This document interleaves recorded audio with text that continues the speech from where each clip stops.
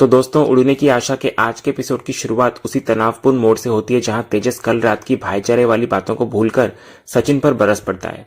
वो सचिन पर गंभीर आरोप लगाता है कि सचिन जानबूझकर हमेशा उसकी बेइज्जती करता है और तमाशा बनाता है। इधर तेजस के मुताबिक सचिन उसकी खुशी से जलता है और उसे नीचा दिखाने का कोई मौका नहीं छोड़ता। फिर इतना जहर उगलने के बाद तेजस गुस्से में वहां से अंदर चला जाता है। इधर उसके जाने के बाद सचिन को एहसास होता है कि तेजस को चाहे कितनी भी इज्जत दे दो, वो कभी सुधरने वाला नहीं है। वो फिर हताशा में कहता है कि कुछ लोगों की फितरत कुत्ते की दुम जैसी होती है, चाहे कितनी भी कोशिश कर लो वो टेढ़ी की टेढ़ी ही रहेगी। सचिन समझ जाता है कि तेजस के साथ भलाई करने का कोई फायदा नहीं है। इधर सचिन को दुखी देखकर सायली उसे संभालती है।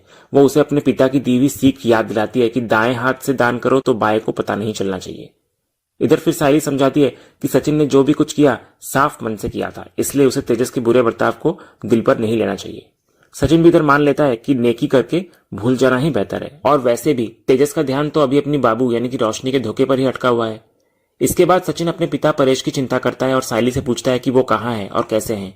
तो सायली बताती है कि कल की टेंशन के बावजूद परेश नाश्ता करके स्कूल चले गए हैं। सायली ने उन्हें रोका भी था, लेकिन परेश का मानना होता है कि घर पर बैठकर घुटने से अच्छा है कि काम पर जाएं, जिससे उनका मन थोड़ा हल्का हो जाएगा। इधर सचिन भी मानता है कि उसके बाबा शुरू से ऐसे ही हैं, काम ही उनका सबसे बड़ा सहारा है। फिर आखिर में सचिन बाबा की बाइको यानी रेणुका के बारे में पूछता है। सायली जानकारी देती है कि घर के तनावपूर्ण माहौल में उनका मन नहीं लग रहा था, इसलिए वो थोड़ा सुकून पाने के लिए शकुंतला मौसी के घर गई है। शायद वहां जाकर उन्हें थोड़ा अच्छा महसूस हो। दूसरे सीन की शुरुआत शकुंतला के घर से होती है, जहां वो रेणुका को आईना दिखाती है।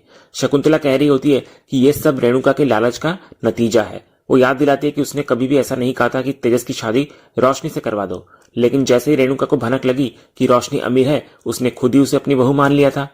शकुंतला समझाती है कि जब लालच सिर चढ़ता है तो इंसान वही खड़ा होता है जहां आज रेणुका खड़ी है। इधर अपनी गलती मानने के बजाय रेणुका गुस्से में तमतमा उठती है और ड्रामा शुरू कर देती है। वो चिल्लाकर कहती है, हाँ हाँ ठीक है, मैं ही बुरी हूँ, तू अच्छी है और मैं असुरों की खानदान से हूँ, राक्षस हूं मैं राक्षस। उसके बाद रेणुका खुद को पीड़ित दिखाने की पूरी कोशिश करती है। वो इमोशनल होकर कहती है कि उसे आदत है हर इल्जाम अपने सिर लेने की। फिर वो शकुंतला को धमकी भरे अंदाज में कहती है कि उसे अपने घर में चैन नहीं मिला, इसलिए वो यहाँ पर आई, लेकिन अगर शकुंतला को यहाँ पर भी वो बोझ लग रही है तो वो यहाँ से चली जाएगी।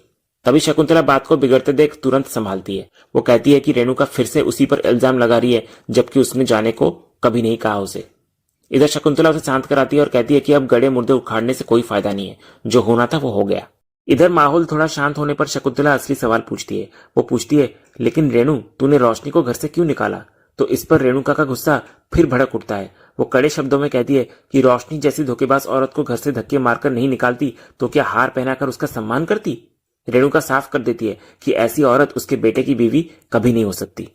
इधर फिर बात आगे बढ़ती है और रेणुका खुलासा करती है कि आखिर वो अपना घर छोड़कर शकुंतला के पास क्यों आई है।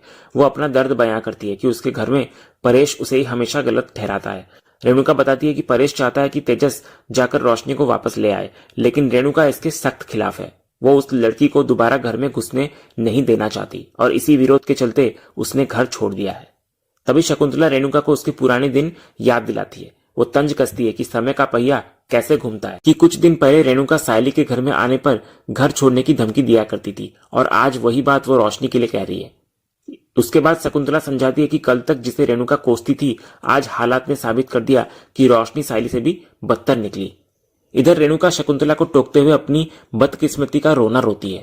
वो मानती है कि उसके घर में अगर कोई अमीर बहू है तो वो आकाश की पत्नी रिया है, लेकिन रेणुका के लिए वो खुशी नहीं बल्कि सिरदर्द है। रेणुका कहती है कि रिया अमीर जरूर है लेकिन नादान है और उसकी बिल्कुल इज्जत नहीं करती, उल्टा बेइज्जती करती है। रेणुका की विडंबना ये होती है कि जो अमीर बहू है वो इज्जत नहीं करती और जो इज्जत करती है वो गरीब घर की है।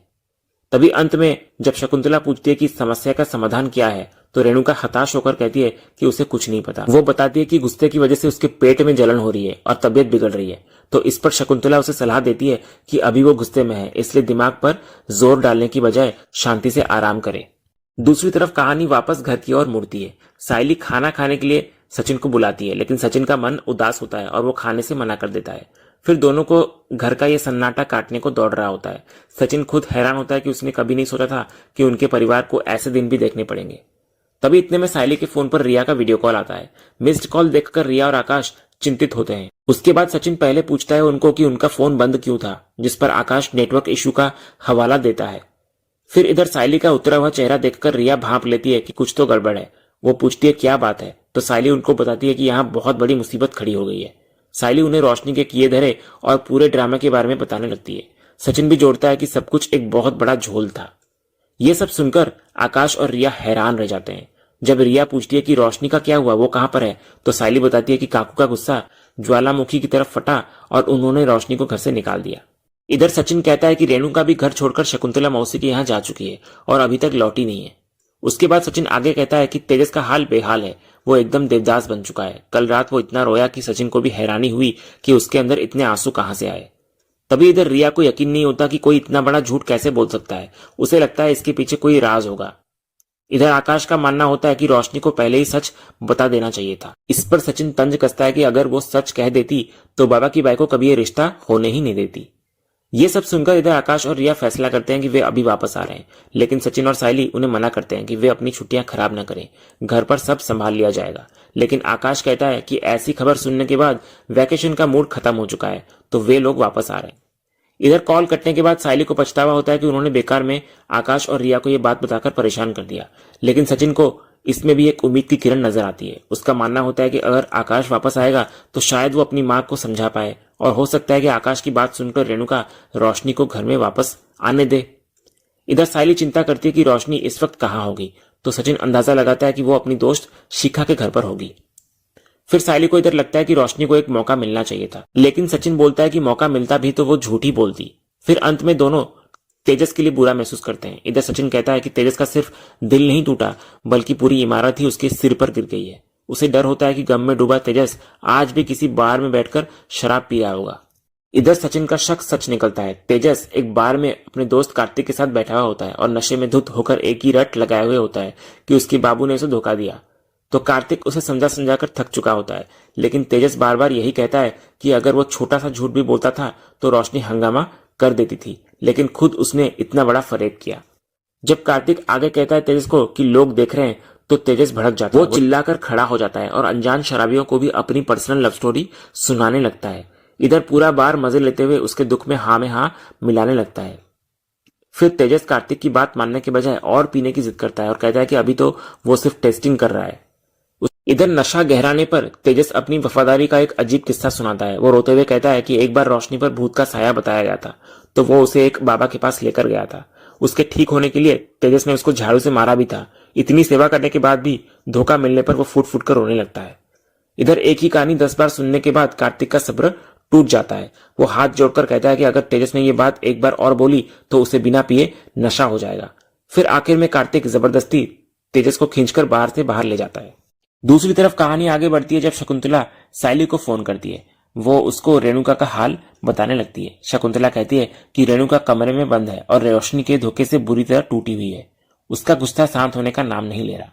इधर जब सायली दबे लफ्जों में शकुंतला से पूछती है कि क्या शकुंतला को रोशनी के सच का पता था, तो शकुंतला तुरंत अपना पल्ला झाड़ देती है। वो साफ कहती है कि उसने सिर्फ मिलवाया था। शादी का फैसला और अमीरी का लालच रेणुका का अपना था, इसलिए उसे दोषी ठहराना गलत है। इधर शकुंतला एक और चिंताजनक बात कहती है कि रेणुका ने कल रात से अन्न का एक दाना भी नहीं खाया है और सुबह से सिर्फ चाय के सहारे बैठी है। इधर बातों ही बातों में शकुंतला रेणुका के दोहरे रवैये पर भी चोट करती है।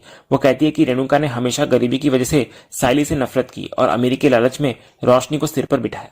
शकुंतला का मानना होता है कि शायद इसी भेदभाव की वजह से भगवान ने रेणुका को यह सजा दी है, ताकि उसे सायली की अहमियत समझ में आए। इतनी नफरत झेलने के बावजूद सायली का दिल देखिए। वो शकुंतला से कहती है कि रेणुका उसके साथ चाहे जैसा बर्ताव करे, उसे फर्क नहीं पड़ता। बस वो चाहती है कि काकू घर वापस आ जाए ताकि परिवार ना बिखरे। इधर शकुंतला को सायली की यह बात छू जाती है। फिर इधर बातचीत के अंत में सायली शकुंतला से गुजारिश करती है कि वो किसी तरह काकू को समझा बुझाकर मना ले, क्योंकि अगर इस एक वजह से परिवार बिखर गया तो सब कुछ खत्म हो जाएगा। तो शकुंतला मान जाती है कि वो कोशिश जरूर करेगी, लेकिन साथ ही एक सुझाव भी देती है। वो सायली से कहती है कि अगर परेश भाऊजी एक बार फोन करके रेणुका को बुला लें तो शायद उसका गुस्सा शांत हो जाए और वो घर वापस आ जाए। तभी इतने में सचिन सायली के पास आता है, तो सायली उसको बताती है कि काकू अभी भी शकुंतला मौसी के घर पर है और उनका गुस्सा शांत नहीं हुआ है। तो सचिन साफ कह देता है कि बाबा की बाइकों का नाराज होना तो तय है, क्योंकि ये मामला छोटा मोटा नहीं है। रोशनी ने जिस तरह से लंबे समय तक सबको बेवकूफ बनाया, उसे इतनी आसानी से माफी मिलना नामुमकिन है। इधर जब सायली सुझाव देती है कि काका से बात करनी चाहिए, तो सचिन कहता है कि वो पहले ही कोशिश कर चुका है, लेकिन परेश ने सख्त लहजे में इनकार कर दिया है। उनका कहना है कि रेणुका कोई बच्ची नहीं है, वो अपनी मर्जी से गई है तो अपनी मर्जी से ही वापस आएगी। सचिन को डर होता है कि अगर उसने दोबारा जिद की तो कहीं परेश उसे ही उठाकर घर से बाहर न कर दे। इस बिखरे हुए घर को समेटने के लिए सचिन एक मास्टर प्लान बनाता है। उसे लगता है कि अब सिर्फ एक ही इंसान है जो इस समस्या को सुलझा सकता है, और वो है उसकी प्यारी आजी।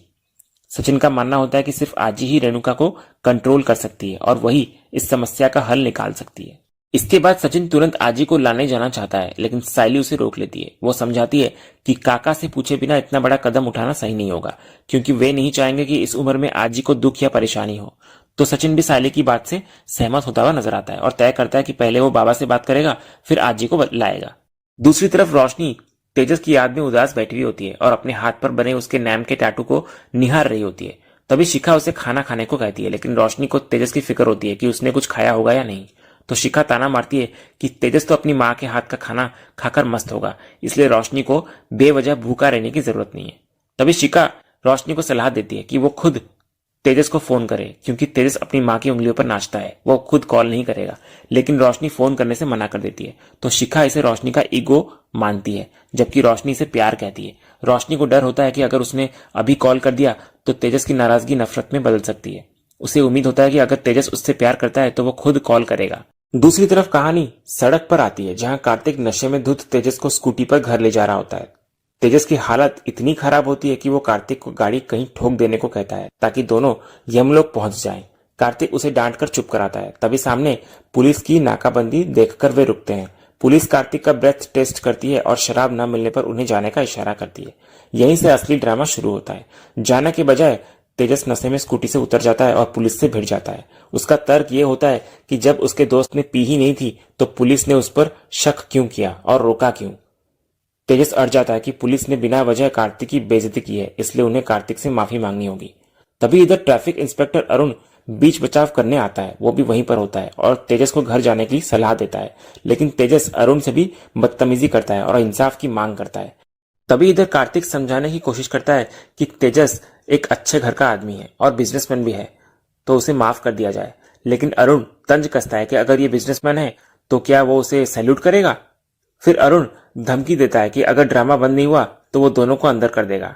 लेकिन इधर तेजस की जिद हद पार कर जाती है। वो कहता है कि वो जेल जाने को तैयार है, लेकिन माफी मंगवा कर ही रहेगा। तभी पुलिस वालों का सब्र भी टूट जाता है। वे बहस करने के बजाय सीधे एक ऑटो रिक्शा रुकवाते हैं। तेजस हाथ पैर मारता रह जाता है, लेकिन पुलिस वाले उसे जबरदस्ती ढकेलकर रिक्शा में बिठाते हैं और सीधा पुलिस स्टेशन की ओर ले जाते हैं। दूसरे सीन की शुरुआत घर से होती है, जहां सचिन अपने बाबा के लिए चाय बनाकर लाता है, लेकिन परेश गहरी चिंता में डूबा हुआ होता है। सचिन के पूछने पर परेश उसे घर के हालात के बारे में बताने लगता है, जैसे कि रोशनी का जाना, रेणुका का घर छोड़ना और तेजस का भटकना। उसे अंदर ही अंदर खाया जा रहा है। तभी सचिन माहौल हल्का करने के लिए सलाह देता है कि रेणुका पास ही शकुंतला मौसी के घर पर है। अगर परेश एक बार प्यार से फोन कर ले उसे तो वो दौड़ी चली आएगी। तो परेश हताशा में कहता है कि फोन करने का कोई फायदा नहीं है। रेणुका अपनी जिद पर अड़ी है और वो पुरानी बातें सुनने को तैयार नहीं होगी। परेश को लगता है कि बार बार वही बातें दोहराकर और अपना खून जलाने से कोई नतीजा नहीं निकलेगा। तभी इधर दरवाजे की घंटी बजती है। उसके बाद सचिन दरवाजा खोलता है, लेकिन सामने तेजस नहीं बल्कि घबराया हुआ कार्तिक होता है। इधर सचिन के पूछने पर कार्तिक एक ऐसा सच बोलता है जिससे सबके पैरों तले जमीन खिसक जाती है। वो कहता है कि तेजस को पुलिस ने पकड़ लिया है और उसे छुड़ाने के लिए अभी पुलिस स्टेशन चलना होगा। ये सुनते ही परेश और सायली दोनों हैरान रह जाते हैं। इधर कार्तिक की बात सुनकर सचिन को पूरा यकीन होता है कि तेजस ने शोरूम में किसी कस्टमर के साथ कोई गोची या घोटाला किया होगा, जिसके कारण पुलिस उसे उठाकर ले गई। लेकिन कार्तिक इस गलतफहमी को दूर करता है। वो खुलासा करता है कि मामला बिजनेस का नहीं बल्कि टूटे हुए दिल का है। वो कहता है कि रोशनी के धोखे से तेजस इतना डिप्रेशन में था कि अपना गम भुलाने के लिए वो कार्तिक को जबरदस्ती बार में ले गया। ये सुनकर परेश को गहरा झटका लगता है। वो मानने को तैयार ही नहीं होता कि उसका बेटा ऐसा कुछ कर सकता है।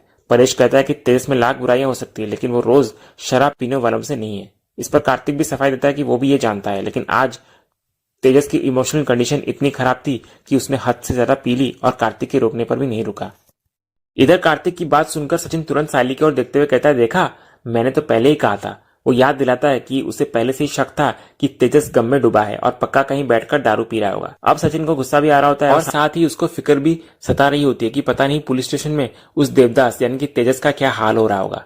और इसी सीन के साथ ही आज का ये एपिसोड यहीं खत्म होता है। तो दोस्तों, आज का ये वीडियो आपको कैसा लगा कमेंट के माध्यम से हमें जरूर कहिएगा और कमेंट में हाइप करना भी मत भूलिएगा और वीडियो को लाइक शेयर सब्सक्राइब करना भी मत भूलिएगा, ताकि ऐसे ही रोज लेटेस्ट एपिसोड के अपडेट्स आप टेलीविजन से पहले पा सकें।